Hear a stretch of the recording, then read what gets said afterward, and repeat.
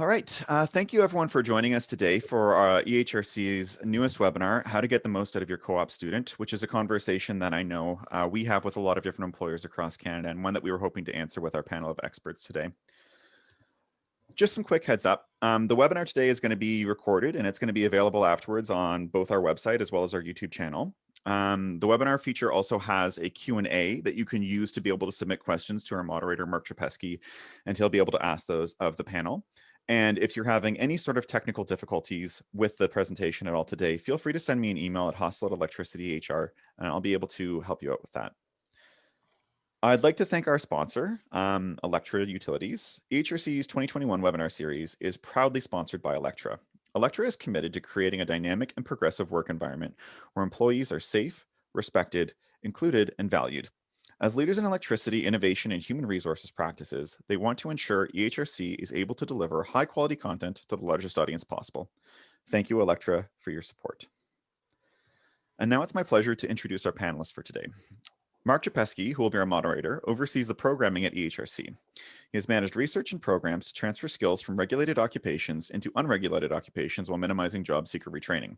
Mark's extensive experience covers a range of skills in geography, including sub-Saharan Africa, Taiwan, and across Canada. Mark oversees Empowering Futures and our other subsidy and employer supporting programs. Mark is joining us today from Ottawa, Ontario.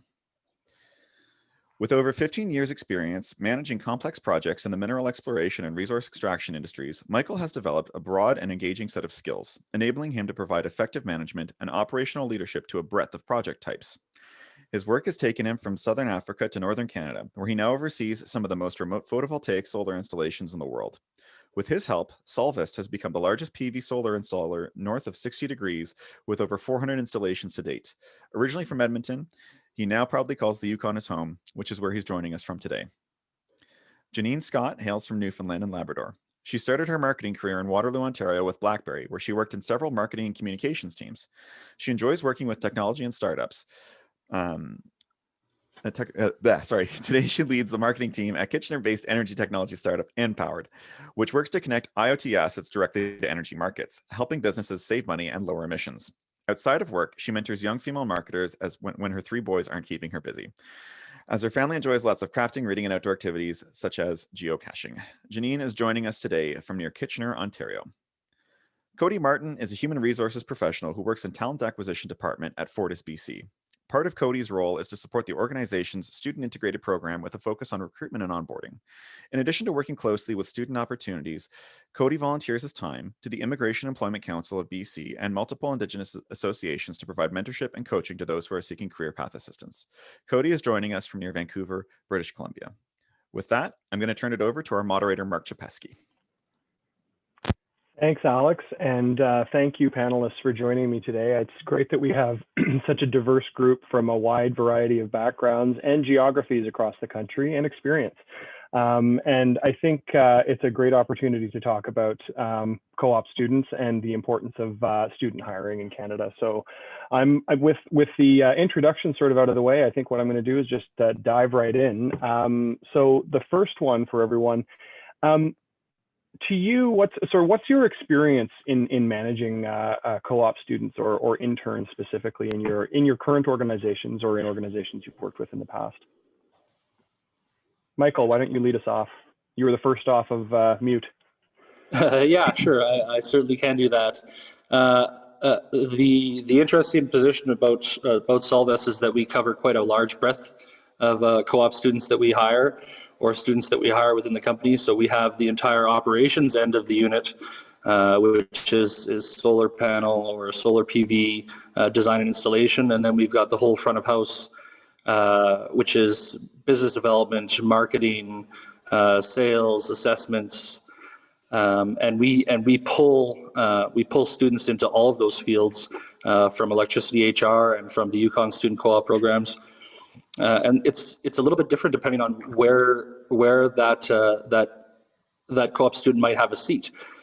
If they have a seat on the operations side of things, then the roles are a lot more clearly defined, and then the work is a lot more clearly defined. It takes a little bit less work on the management side, and it's easier to provide a more fulfilling opportunity for them and really get them valuable experience in in their profession or future profession.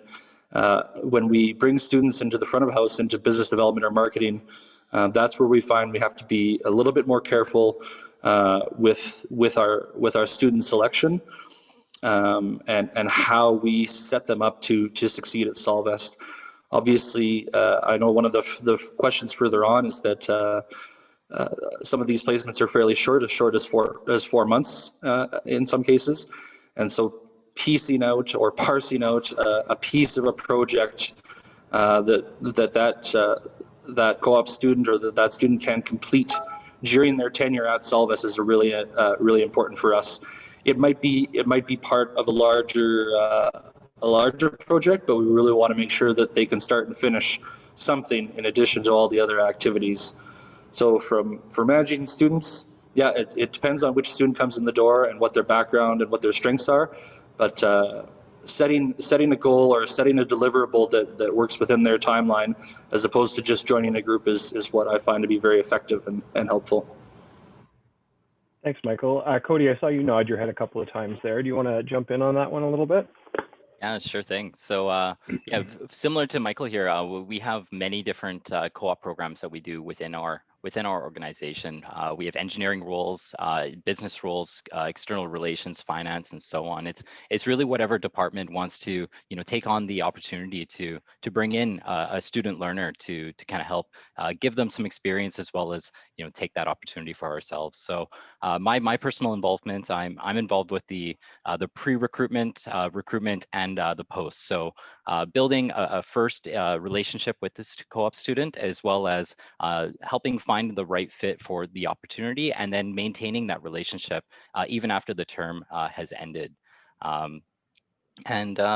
Really, we do see a lot of value in having those periodic check-ins and just keeping a pulse from an HR standpoint on how this student is experiencing and what their thoughts are, and any feedback that we can do to improve our system. Thanks, Cody. Janine? Yeah, sure. Janine from Howard. Cody raises a great point.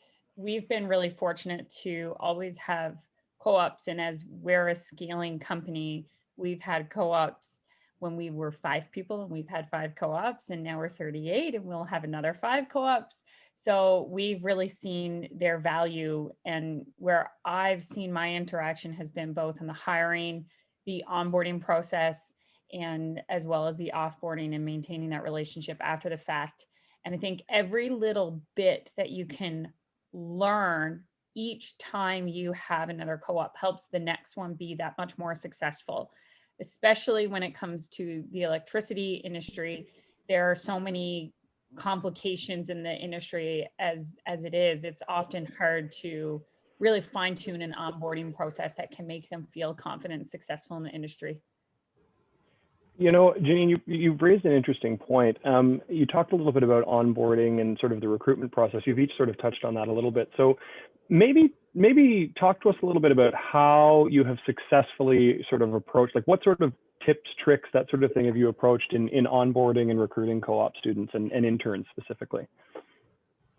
For us, when it comes to recruitment, I look at it from a marketing standpoint, but it's really about what's out there in terms of both Glassdoor reviews, maintaining the relationships with your past co-ops, touching base with them, because as we know with co-ops, if you're recruiting from that same school, they'll ask, hey, Cody, hey, Michael, you've worked with Empower before. How did you like that?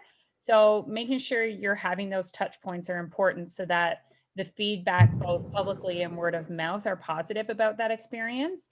Those are really our big success factors for people coming back, or for recruiting better candidates. Right now, we're finally in a position where we are a top tier pick, which is kind of exciting.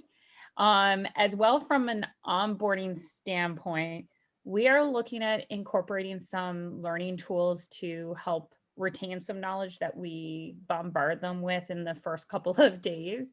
But for us, it's really about creating relationships within the company. So a lot of offhand virtual coffee sessions with other peers in other areas of the department, and making sure you're having those weekly and monthly touch points with your manager to have a transparent and an open discussion about things that you may understand or things that you need some help understanding. Cody or Michael, do you want to jump in on that one a little bit? Yeah, I've got some thoughts. I'm ready to go. Recruiting for Solvest is pretty interesting. Renewables is still is still relatively new-ish in Canada. We obviously have a lot more established districts like Eastern Canada for sure, and BC is really getting up there. Alberta is charging forward, and the Yukon, of course, is charging forward now as well. But there's no experienced professionals or programs that are turning out students that have experience in the renewable energy industry. So for the entire time Solvus has been operating, when we're recruiting and or hiring, two things come into play. One is the type of people that we look for are people that are generally passionate about the work that Solvus does and passionate about renewables and have a desire to learn. Basically, they just say, I really want to get into renewables. And then we just look to the resume or the body of experience and try to find applicable skill sets that we know that we can maneuver into the type of positions that we require. And so it creates a very unique environment for students and for permanent staff as well, in that we really want to and we have to play to everyone's strengths. So someone may come in at a certain role, but we very quickly find out that they're going to be very adept at something else. So we have to be pretty dynamic and flexible at Solvest to take best advantage of the skills that are brought to us by our students in the recruiting process, for sure. That's interesting, Michael. I mean, it aligns with some of the things we've heard too at EHRC about renewable training programming across Canada, and something that we've been working on as an organization. So we'll be in touch about that, I'm sure, in the coming months. Cody, over to you. Sure thing. Yeah. So the recruitment area, a lot of the best practices that I've found that have been working well for us is, before we even get started about getting that posting up there, I want to have a conversation with that person requesting, a new co-op student. I want to get a good understanding on, what the role is going to look like, who's going to be the designated person that's going to lead this student, and really what kind of previous knowledge are we looking for. That way, when we start to source in our candidates, I can have some pre-interview conversations with these candidates that we're looking at and engage, is this a role that's really going to meet their interests? Because we want to find someone similar to Michael, where they're passionate about the role and they're able to really learn and enjoy out of their own interest, as well as it aligning with kind of their career path. So that's something that that we do to make sure that we're finding the right fit each time. And then we just go through our recruitment process, and we like to keep it quite light and open for back and forth conversations, so they can start to build a relationship with our recruitment manager as well. And then that way we kind of go through. But I think really the pre-work stuff is what allows us to be successful in this area. That's great, Cody. I mean, the importance of pre-work certainly can't be understated. I think you've each mentioned that for sure. Now, once a co-op student or an intern is on board with your organization, obviously there become new sort of, call them work balance obligations. So this is sort of one of the areas where sometimes we've heard in the past, maybe it's tough to manage this new person coming in. And I think there's always a little bit of that when you hire anybody in any role, really, the sort of onboarding into a unique company culture or unique skill sets or that sort of thing. So how do you balance your own work objectives with managing and supervising co-op students at the same time? And how do you work with your teams in doing so? Michael, yeah. I think we haven't started with you yet. Oh, sorry, Cody. Not a problem. Michael, yeah. why don't you lead us off, and then we'll come back to Cody. Sorry about that. Yeah, sure. In a lot of cases, it's relatively simple. The co-op students that we hire are going to be under the direct supervision of someone else. So I just have to make sure that the onboarding process is relatively clear, and like we discussed earlier, making sure that projects goals and deliverables are well defined. I mean, this is just a basic management strategy for me, but I knew it was going to come up at some point during this conversation. And this comes from geology, where you have a lot of when I was working in mineral exploration, you might have 3 to 4 different professionals working underneath you, and then 3 to 4 assistants working under them, or students, and then 3 to 4 laborers under that, and then 3 to 4 grunts after that. And the trickle down seems can often end up that the people lower down, or the people that are a student placement, don't feel engaged with the project.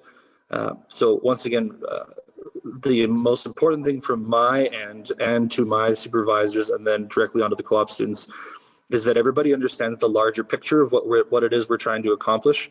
Even if that student is just working on this tiny little piece, like the guys over, we've got an electricity HR student at my house right now, who's working on replacing the electrical panel.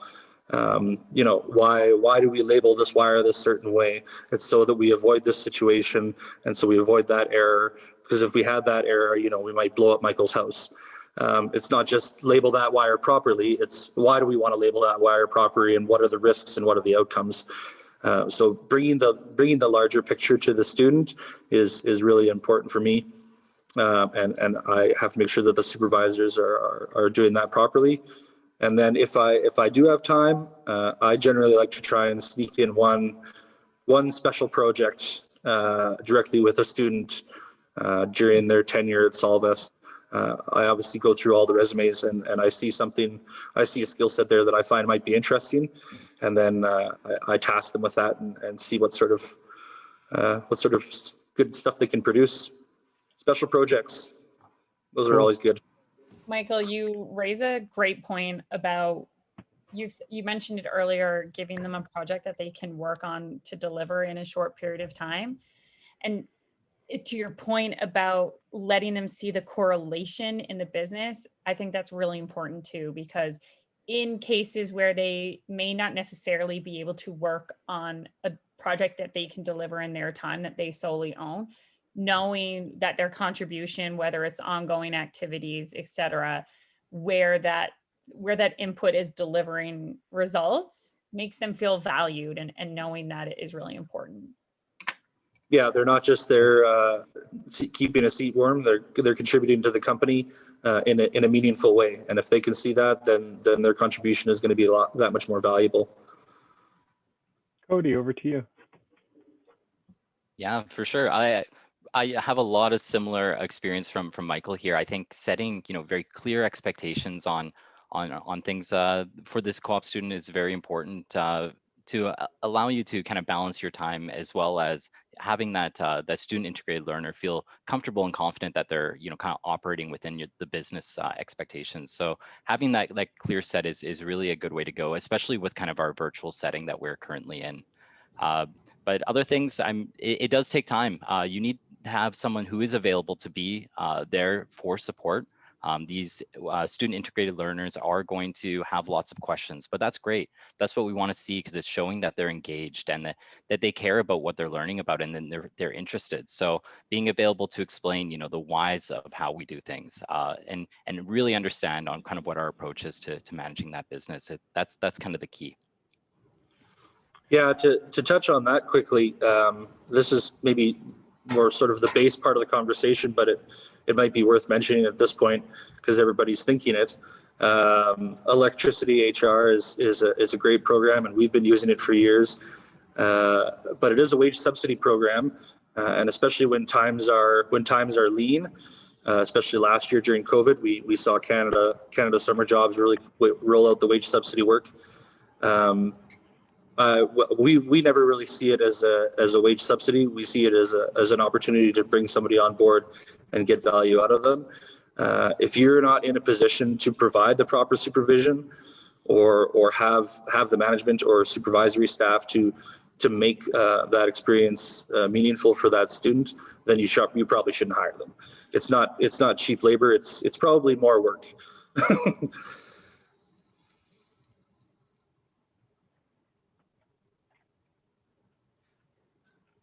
And just so everyone knows, I didn't pay Michael to say any of that.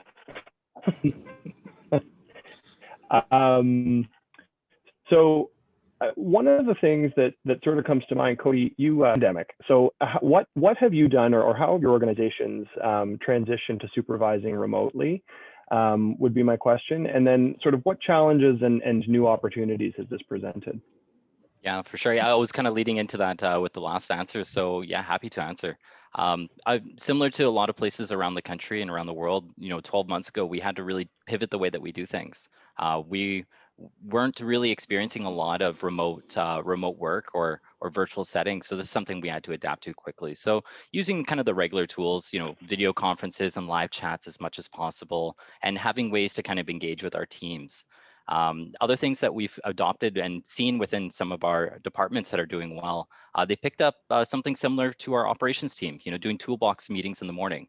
It could be informal, you get a cup of coffee and you have half an hour where you discuss, what you're going to be working on, and you can get suggestions from, other people within your group.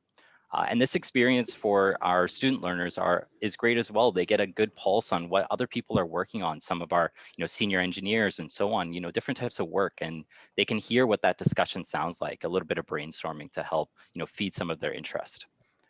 When I'm thinking about challenges and opportunities, really I want to think about opportunities. And with these student learners, over the last 10 years, there's been a big change to online study and remote learning.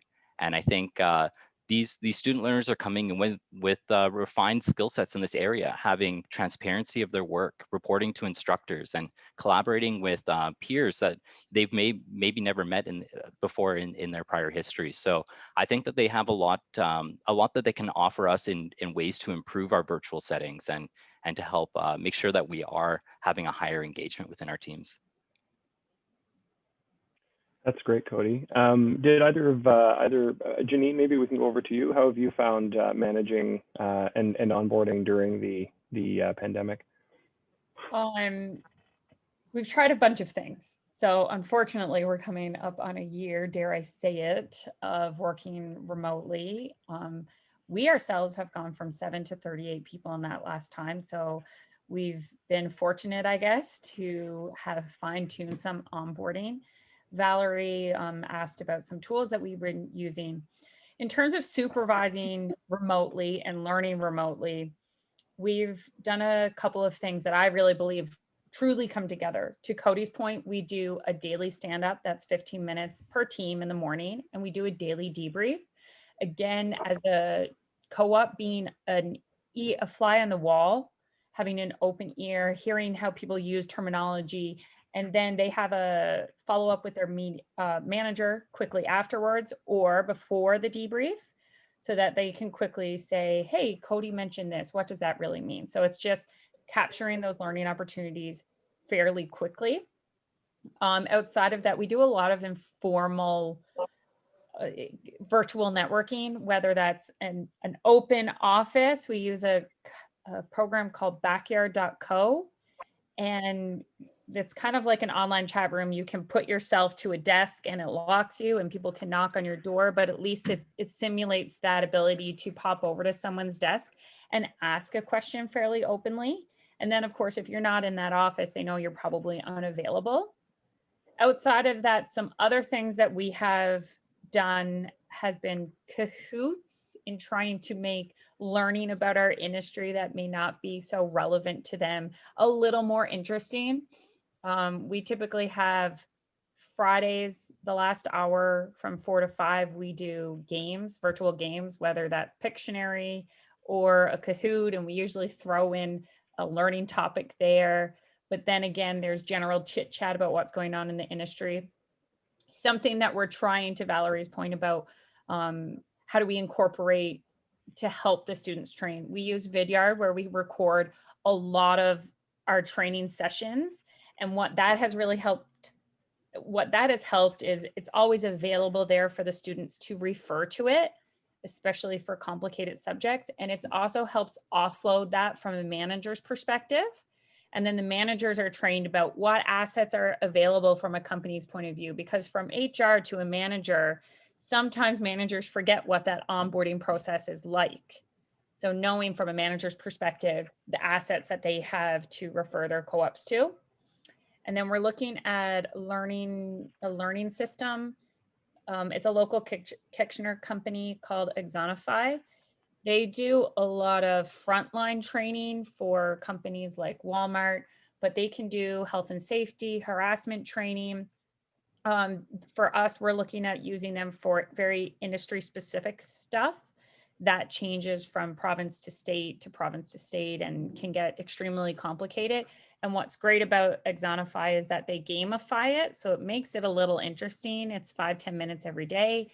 And then it's customized. So what can happen is if Janine's really good at one area, she probably won't keep being asked that question. Where if Cody is less aware of that particular area, Cody may be asked several questions about that through the next coming weeks. And then by the end of it, Janine and Cody are at the same learning level and they have the same education. So that's something that we're looking to incorporate.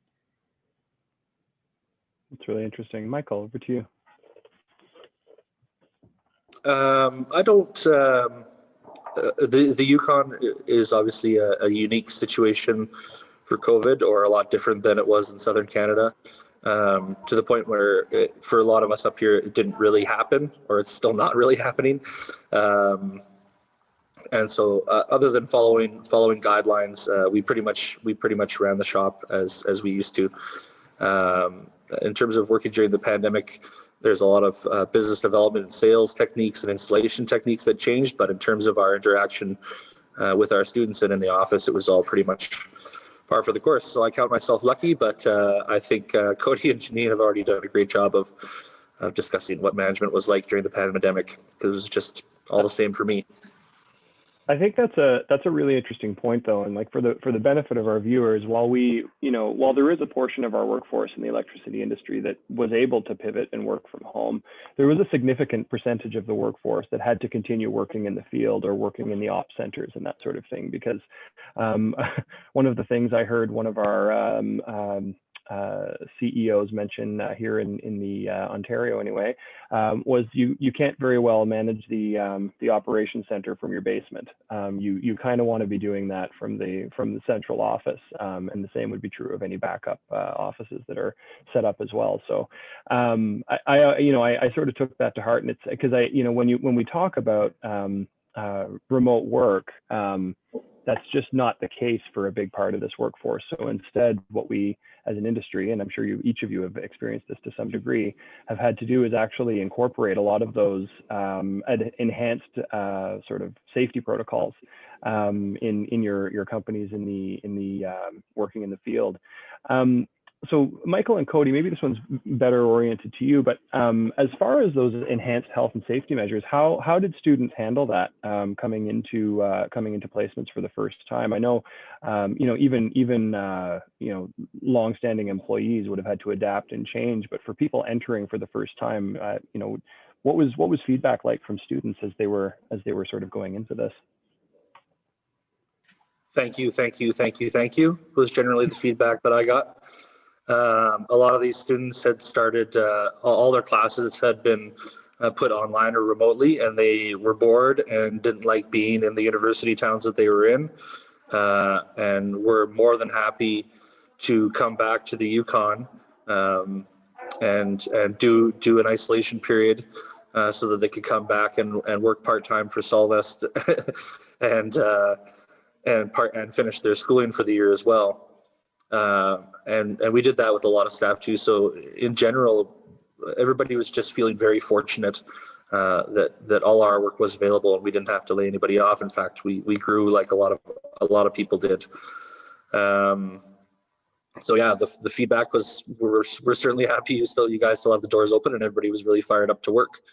And of course, like I said, the interaction with clients out here was fairly simple. We followed safety protocols and offered a lot of options to clients. We can come do this when you're not home, or we can do this later, back like last March or April when we thought COVID might end at some point. We were like, we can come do the inverter installs later after COVID's done. Luckily nobody took us up on that offer. I think some of the most challenging stuff, and since we mentioned remote work, was our residential and commercial sales in the Yukon grew considerably last year. We lost a lot of out of territory work due to travel bans or travel restrictions. But we were able to get into the other two territories at different stages, into the NWT and Nunavut. this is just more a discussion on the trials of COVID and getting work isolation exemptions, and then working through very stringent work plans and safety policies and these were students moving around again with their supervisors and the students, so that we could conform to the guidelines for each of those territories. So, I mean, in general, there was very little discomfort. Very early on last March, there was some discomfort in the office, and we had to be cognizant of that and allow people to work from home if they chose to do so. And we had to sort of roll out that remote work policy relatively quickly and be more understanding with it. And then also when we had to put students into, well, I'll say compromising positions, traveling and working out of territory and interacting with people that might not actually want them to be there. We had to make sure that the comfort level was correct with everyone and that the guidelines were fairly clear. And in the end, from a Solvest perspective, the projects turned out great in both the NWT and Innovate last year. That's awesome to hear, Michael. Cody, I saw you come off of mute there as well. Yeah, Michael did a great job explaining, and a lot of the experiences we had were similar as well. So any of our co-op students that still had the ability to or requirement to be on site to attend any of our assets and do their work as appropriate, we have very strict health and safety policies. It's very important to us to, the way that we're doing things, and we're keeping everyone safe and comfortable. So just having honest conversations with these students and explaining, why we do things a certain way, why are we drilling in these procedures and these new policies so hard, and we didn't get any pushback at all. I think there's definitely a confidence in us that we're doing our best to keep everyone safe. And if there is times where someone is feeling uncomfortable or requirement, then we pivot and we find new ways or new work for that co-op student to kind of work on. But overall, I think, as Michael said, they're excited to get out of the house and go and do some hands-on work. I think you raise a great point, Cody, relating to something that we touched on earlier. Having honest conversations is so important. Whether that, especially if you're in a virtual space, having your co-op have the ability or the confidence to be able to say, hey, I need to ask a quick question. There's having that honesty and transparency there really creates that intellectual safety that they feel comfortable asking anybody any question. It kind of irks me when I hear, oh, this might be a stupid question. No, it's a question, ask it. And even related to that, outside of the field work, when we think about co-op students, especially, a lot of them sometimes live alone or live in a house that may not be conducive to working. They might have really noisy roommates, for example. At least on our side, what we had to do is we actually rented a larger space so that we could support people if they wanted to work in the office, and there was enough space to socially distance. So we kind of adapted this work for what's best for you, whether that's home or you feel more productive in the office. That's interesting. And I mean, I really grew as a manager during this experience as well. If you can believe it, this will probably come up maybe right towards the end here, but Solvest is also an exceptionally young company. I mean, so when we talk about students interacting with staff, they're all the same age, basically. And at the tender age of 41, I'm the oldest person in the company. I think the mean age is like 25 or 27 or something, which I've been told makes me grumpy and unapproachable a lot of times. But I'm working on that. I am. But some of the things like people being uncomfortable with COVID and coming into a public space or coming into an office, and then developing a remote work policy. I mean, this was completely backwards for me. I sort of didn't think that remote work or work from home was something that should be happening. And if somebody's got the sniffles, right, you go to work, right? You're not dying. You don't need to go to the hospital. You go to work. Whereas it's completely the opposite now. If you have the sniffles, you are encouraged to stay home. So I really had to wrap my head around that. And then embrace and encourage remote work and work from home. And the best thing to do is like Janine said, rent the space and make it more approachable for them. like Cody said, it's open and frank discussions about their concerns and what their comfort level is. And for us, we really wanted to make the guidelines clear and just go through. I mean, having such young staff, work ethic and things like that are skills that they haven't been developing for a very long time. So for us, it was as simple as saying, make sure you wake up at the same time. Make sure you have a clean workspace. You're not working on the couch or out of or at the kitchen table. Make sure the kitchen table is clean. Shower, change. Make sure you fed your pets before you sit down at your computer, and if you can, and we would encourage that. And there was programs in the Yukon, the Pivot programs, and the company offered a little bit of financial support. We ended up purchasing more laptops instead of tower computers, webcams for everyone, and then encourage people to develop a nice office space at home. And then in August last year, Grumpy Schultz went out and bought a house in Haynes Junction. And now I work remotely more than anybody else, and still give them crap when they are, but whatever. Michael, I appreciate your honesty on that one, because I think a lot of employers had to go through very similar things. Dealing with to your point, the sniffles, for example. Having to pivot, and I know we use that word a lot when we talk about the pandemic, but basically pivot a mindset, which is that's a tough thing to do for a lot of people. And so it's great to hear the frankness of that discussion. Cody, I think you wanted to jump in on that one too. Yeah, just to kind of add on there, another thing that we've noticed and observed kind of with our team is finding making sure that everyone's scheduling in breaks to make sure these co-op students aren't sitting in front of their computer and working 10-hour days without moving. We're definitely trying to encourage that and communicate that as well, because taking breaks, resting your eyes, getting up and stretch or take a walk, it's only going to improve your work performance, and we're using this as an opportunity to kind of discuss that and think about yourself in a safe way, and find separation between working from home and living from home. Yeah, we've heard that a lot too for not just students, but generally for employees working from home. That separation between the home life and the work life has been a lot tougher for a lot of people as they've navigated this reality. So I just wanted to remind everybody, all of our viewers out there, that there is a Q&A box at the bottom. So feel free to post your questions in the Q&A box if you have anything for our panelists. I will be more than happy to moderate those and bring them up for the group to discuss. So the Q&A box or even the chat function, either one. I know we've already had one question so far. But in the meantime, while people are thinking about what they may want to ask you all, what advice, so this is a question we discussed before, but what advice would you give to other employers who have reservations about bringing on students? I've heard some employers say that the short duration of co-ops and internships mean that a student is just coming up to speed by the time the placement term is over. So how would you respond to this based on your own experience in working with students and in either co-op or internship type formats? Janine, you haven't started us off on one for a while, so and I know you're passionate about this one, so why don't we start with you?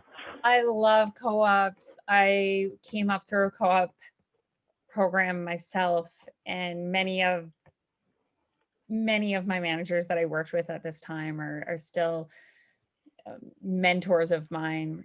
From a selfish point of view, as a co-op, it's a great opportunity to network and learn the ways of the world and learn what it is like to work in an enterprise. As far as reservations from a manager point of view, outside of the work that they do, it's so fresh to get a new perspective on your company from an external point of view. I think that's a huge value that new employees, especially co-ops, bring to the table that we often don't take advantage of. So we're extremely open about, tell us what didn't make sense during your onboarding. Tell us what you thought about how we did this. They are often, whether it's their first or second co-op, if they're second, third, and fourth co-ops, they have feedback and learnings to bring from other organizations. They have an outside perspective that you really need to be taken advantage of.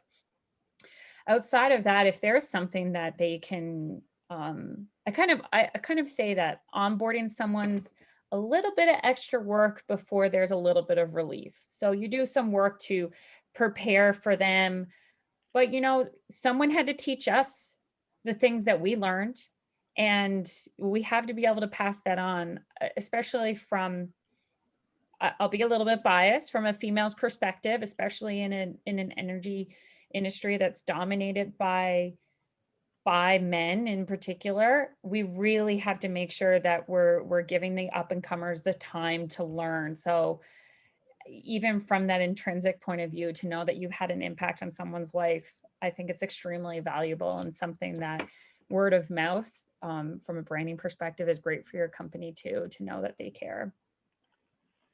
I think that's a great response, Janine. Cody, over to you. Yeah, thanks, Janine. And I'm just going to kind of build off of that word of mouth. At Fortis, we really want to focus on that long-term opportunity. This co-op term, it may be 4 months or 8 months or whatever it is, but we take it as an opportunity to really start to build a relationship with these new up-and-coming talents that are going to be eventually into our sector of business. And really what we want to see is at the end of the term, we want that student to feel like they can't wait to graduate so they can come back to us and start their career and start working on meaningful stuff. And they take that experience and they go back to school and they start to learn and digest new complicated information, and they're using their experience from us as their frame of reference for learning. And they're starting to think about how they can problem solve and improve our business over the next year or two until they graduate, and then they're ready to find a long-term employer. And at Fortis, we typically see about a 75% retention rate with our new hires. But when we're hiring in a past co-op student, we see a 95% retention rate. And really around that, if you're thinking about bottom line, Wow. the hiring costs, we range somewhere between $5,000 and $15,000 per vacancy that we fill. But if we know that we have experience with this co-op student has experience with us, it's probably going to be a good fit if we do select them. So we're going to save future costs and find ourselves a long-term employee who's got interest and feels like we've invested in them already, and that we're going to continue investing in them. So I agree with Janine. I can't say enough great things about the co-op program. It's something I feel very passionate about as well. And both of you have actually spoken to a couple of the questions that came in on the Q&A. So one of them was, how do you approach retention after co-op placement? So Cody, you've answered that really well. Like, your retention rates are pretty incredibly high. So that's awesome. And then, at the end of a placement, just to get to one of the other questions that came through, do you do like an exit meeting with, or whether it's yourself or the manager who's in charge of the student, do you do an exit meeting with the student to understand, what went well, what could have gone better, and then sort of take some of that, maybe perhaps aggregated feedback back to the program and see how you may be able to tweak things going forward? Yeah, absolutely. Yeah, we do an exit interview. We get the feedback honest. We try to get as much back that we can from this student about their experience. But we also, at that point, we want to communicate, this is my contact information. As you're going through, if you have questions come up where you just want to chat, you want to take, 30 minutes and get on the phone or on a video and connect, maintaining those relationships moving forward, that's going to really assist us with retention rates and rehire rates as they kind of move through their program. Cody's raised a good point about the retention rates. We kind of sometimes take a different approach in a little bit. We would love if people always came back for additional co-ops as well as full-time positions, but we do encourage our first-time co-ops to go and do other co-ops at other companies so that they've had that experience elsewhere, and they know that they're picking us for the right reason. We've actually been fortunate, funny enough story, that we had a sales co-op who was doing a commerce degree. She joined us for a 4-month internship, and then she is waiting to go to law school. And of course, energy, highly regulated industry. She's actually working for us in our regulatory affairs area for 4 months before she starts law school. So there's even additional opportunity there. Nurturing them past the employment period, though, we do interact with them. We send them our Christmas cards, we invite them to company events, and they're really just a part of our, we don't like to say family, we like to say team, but they are a part of the Empowered team. Michael, do you want to take any last comments before I wrap things up? I've just noticed that we're approaching the end of our time, and I've given Cody and Janine a lot of airtime, but I just wanted to give you some last minute thoughts as well. No, on that last topic, Cody and Janine were very thorough. Even I was inspired.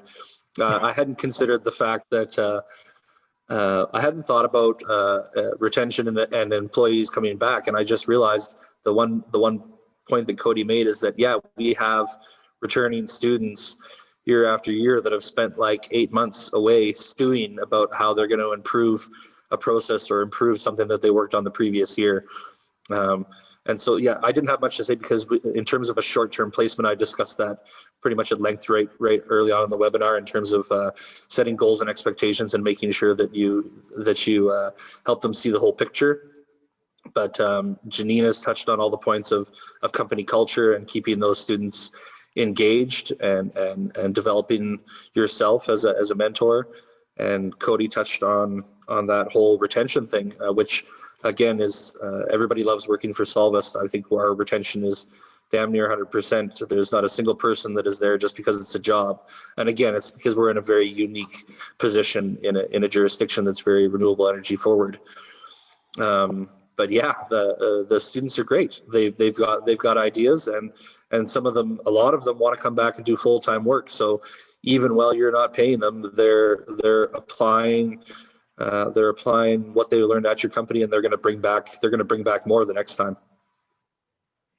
I think that's well stated, Michael. So I take this opportunity again to thank you all for joining us today to speak about your own experiences working with co-op students, and thank our viewers today for staying with us for this time.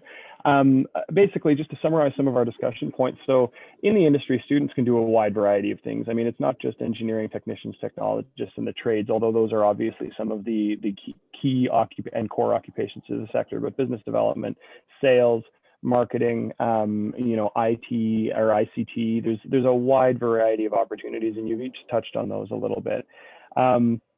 Janine, you brought up employer brand, and I think that's an interesting one too, and something that a lot of employers are increasingly starting to think of, particularly with Gen Z and even millennials still. They do their research, they talk to each other, and so employers are thinking and spending a lot more time managing these experiences, particularly in this sector, because at the end of the day, students talk, and not only do they talk to one another, now they talk virtually on all sorts of different platforms. I still have yet to figure out TikTok myself, but perhaps. So and we also talked a little bit about processes for knowledge management and retention, and how do we do that. And Janine, you gave some great examples of some very specific tools that you've employed in your own organization, and some of the practices, both Michael and Cody, that you've mentioned as well, that you've employed in the formal and informal onboarding of students as you bring them on. I think you've all mentioned having a dedicated and a manager who understands what managing a co-op is about, how important that is. I think that is really important, and it's certainly something that's come out of our own research here at EHRC as well. Making sure that co-op students understand the why. I don't know that we all spend enough time thinking about that. Why are we doing things a certain way? And what is the bigger picture that they're contributing to if they're just working on one small piece of it? Because as we've mentioned, sometimes co-op terms are only 4 months, or internships or maybe a few months longer. And so they may only ever see that small piece of the puzzle. So ensuring that everybody's on the same page with regard to a project, first of all, but secondly, even just the organizational vision of where they want to go, because at the end of the day, that's where the rubber hits the road as to people's reason for wanting to work. So we've talked a little bit about some of the specific tools that Janine had mentioned earlier, but we also talked a little bit about the COVID experience and some of the things like that have had to change as a result, particularly with field work. I was interested to hear, Michael, your specific comments of thank you for allowing us to go back into the field. I mean, that is something that we've heard as well from others.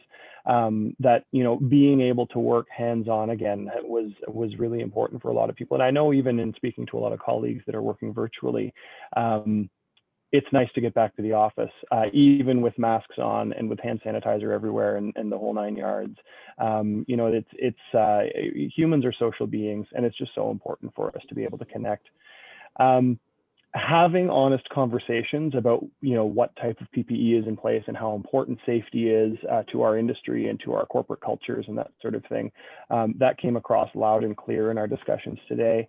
You know, trying to manage that balance between home and work, particularly in a virtual environment, and even, you know, employers having to do things perhaps that they may traditionally not have had to do, like advise people to shower, or take that break every so often from the workplace. So interesting to hear some of those stories as well. And then lastly, of course, you know, the opportunity for retention of students over the long term, the ability, I mean, when in our lives do we have an opportunity to work for a few months and then go back and think about that work and then come back again and do it again, you know, do a better job, even better job later on, you know, after a series of months have passed and additional learnings in a university, college program. So I mean, Michael, I think I'm going to give you the final word on this one. When you said students are great, I absolutely agree. I think all of the panelists here on the call would agree, and I hope that a number of our participants in today's discussion would agree too. So again, thank you all for joining us today for this discussion on how to get the most out of your co-op student. I think it's been awesome hearing from each of you and your own perspectives and experiences. So thanks so much on behalf of EHRC and all of our participants today.